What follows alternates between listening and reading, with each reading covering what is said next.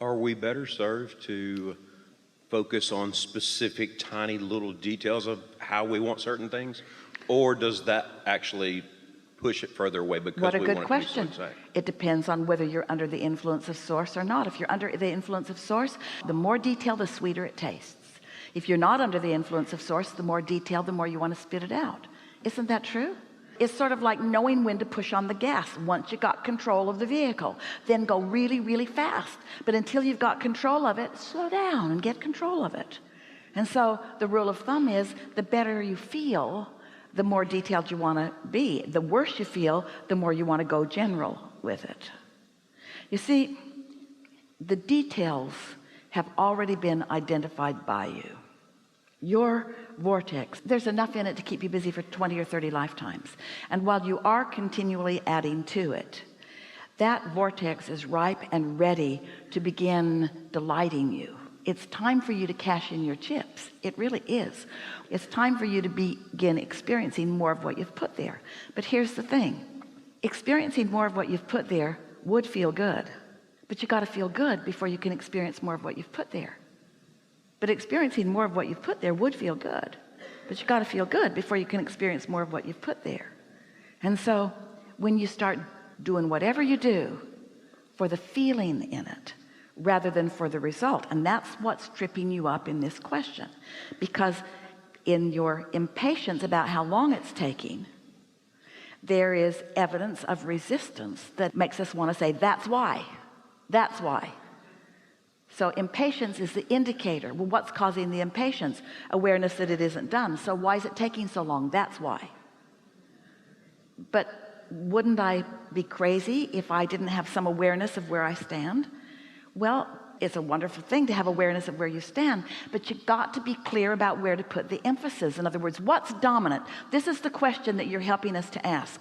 And this is a question that as you reach for the answer of it will serve you extremely well. So the question is, what's dominant in my vibration, my desire or my belief? Well, if my belief and my desire are the same, then isn't that obvious? What I desire and what I believe are exactly the same. And so then what happens? There's no time separation. When I desire it and I believe it, it already is. But if everything already is, then you're dead in a way there isn't dead. So you want to embrace the fact that the gap is a good thing. There's always going to be something you desire that hasn't manifested. That's why there's all that joy in that journey. So a diminishment of impatience is a good thing. Well, how do you diminish impatience? By anticipation. How do you get rid of impatience? By anticipating what's coming, by dreaming where it's going, by tasting the sweetness of the expansion, by not trying to do the impossible of getting it all done, by no longer looking for the marks on the chart, by no longer caring what anybody else thinks, by not keeping score, by not measuring yourself against anything else, by letting the only measurement be the measurement of how good you feel right here, right now. That's really helpful, isn't it?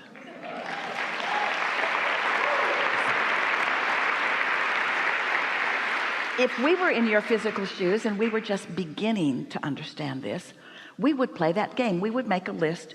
Esther remembers in Tucson, it was 1981 or 2, they had just moved to Tucson, and there were lots of saguaro cactuses, the ones that stand out in the desert and look scary in the night. And they're big and they're magnificent. And Esther said, ooh, I would like to take some of those home. And Jerry said, you just can't move those. You have to get a permit. They don't let you just take them home. And Esther said, anyway, how would you take it home? It doesn't even look possible. And they turned the corner. Now they'd been there for over a year. They turned the corner and someone was moving one on a big saguaro moving contraption. And Jerry said, instant answer to your question. An instant answer to your question. So then Esther's thought, was the answer already there? So Abraham conjured the question in us just to make us feel good? Did Abraham know that when we were going to turn the corner, we were going to have an answer to a question that we hadn't thought of yet? Well, yes, a little bit. And this is what we want you to hear from this. The problem and the solution happen simultaneously. The question and the answer happen simultaneously. When you create a problem, you are creating a solution. The question is, are you problem-oriented or solution-oriented? Are you in the receiving of the answer mode, or are you still asking the question mode? And both are good. Both are good. But when do you want to turn on the gas? Well, if you just want more information about something, then just keep asking, but why, but why, but why, but why? It'll get bigger and bigger and bigger and bigger and bigger. Feel your way through this, you say. We would like to zap every one of you with an understanding that you stand in perfection right here and now, no matter how it looks to you or anyone else, because we've seen the effect of your life that has been causing that. And if we could just get that point across to you in a way that you could just sort of let go of your self-judgment that holds you back from all that you have become, then life would be sweet right now. But you know what? Life is never sweeter than when it's not been so sweet. Just like a meal never tastes so good than when you've been a little hungry for something. In other words, the contrast is just serving you enormously well. We agree with you. We think you are doing so well, but we also know that you are a magnificent and really particular creator. And we also know you will never get it done. And so the question that you've brought to this forum is, how can I be satisfied in my incompletion? How can I be thrilled about my flaws? And the answer to that is by understanding that the incompletion causes the completion, that the not knowing causes the knowing, that the confusion causes the clarity, and that it all mixes together, and that it's all a good thing. And what then happens is, as you discover your willingness to be really nice to yourself in that mix of vibrations, then you discover the deliciousness of being able to feel good about all others. The way you feel about society in general or at large is really the way you feel about yourself.